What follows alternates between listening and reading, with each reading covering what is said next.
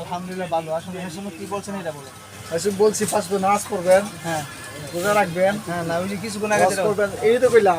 না না না না যাকাত দিবেন আর কি, আর যেন কি বলছেন আপনি।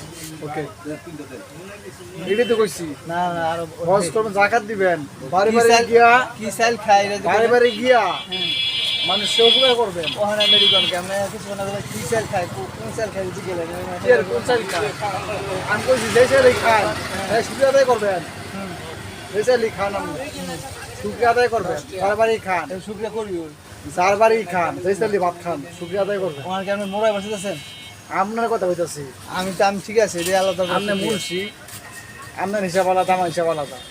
হ্যাঁ শুকরিয়া আদায় করবেন। হ্যাঁ